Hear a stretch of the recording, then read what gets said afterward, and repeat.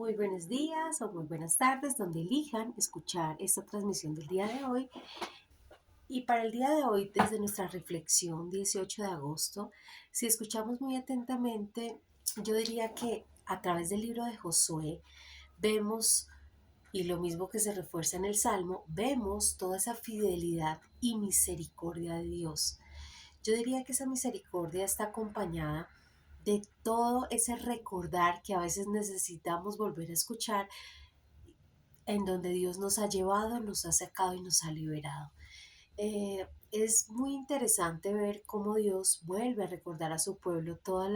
el acompañamiento que tuvo en la aflicción del pueblo cuando estaba esclavo, cómo lo libera de ese cautiverio, cómo hace para hacer provisión absoluta cuando están pasando en todo el desierto. Aparte de eso, ver incluso la forma en que Dios actúa para resguardar a sus hijos, ya sea por cosas sobrenaturales o fenómenos incluso naturales también, que hace para que la gente que está en contra de nosotros como que desaparezca. Por ejemplo, cuando el mar se abre y ellos atraviesan y cuando pasan todos los soldados, como el mismo mar es cubierto y pues desaparece como esa persecución. Lo mismo que cuando ocurre, digamos, que se nubla el cielo y como que las cosas no son claras para ver y poder atacar, o cuando salen las avispas, o cuando endurece el corazón, o no permite que así hayan personas que estén orando. Esto es tan raro, ¿no?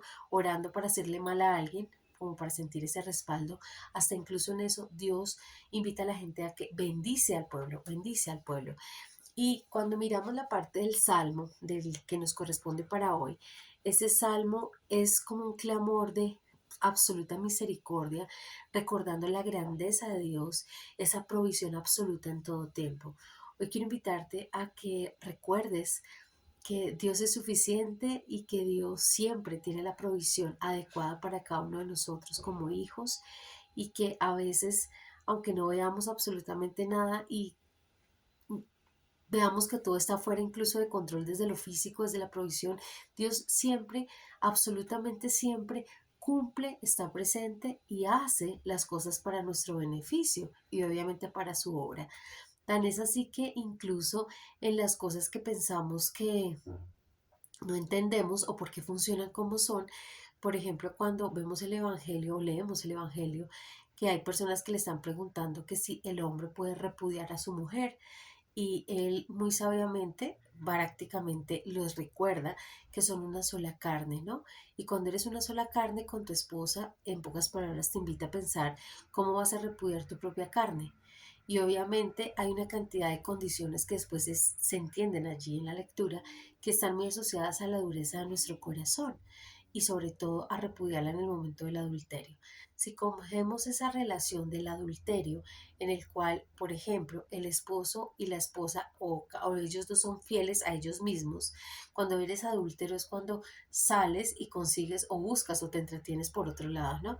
Yo diría que esa analogía se puede relacionar con el pueblo de Israel y con nosotros, que a pesar de que, digamos, Dios, que sería como decir el esposo, y nosotros como la iglesia estamos sujetos a Él, a pesar de eso y saber que tenemos ese cobijo y esa provisión, porque es nuestro esposo espiritual, a pesar de eso siempre buscamos ser adúlteros y irnos a buscar cosas que ni siquiera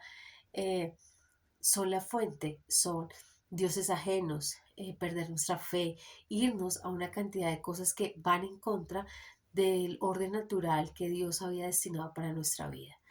Y eso vuelve y sucede, ¿por qué? Por nuestra dureza de corazón. Hoy quiero que pienses en todas las bondades y misericordias que Dios ha tenido en tu vida, y sobre todo que conmigo, al igual que yo, puedas agradecer infinitamente por todo lo que ha sido, porque y lo que es y lo que será, que aunque no lo entendamos, podamos descansar en esa provisión absoluta que es Él, que es la fuente inagotable, y que nuestra oración sea no solamente de gratitud, sino de tener un corazón enseñable y un corazón que se deleita en conocerle, y sobre todo que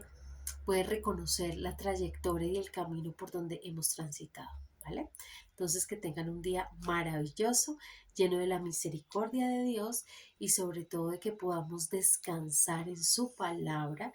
y buscar que nuestro corazón cada vez sea más fiel a Él, a lo que Él decreta y a confiar ampliamente en su misericordia y su bondad. Un lindo día para todos. Nos vemos pronto.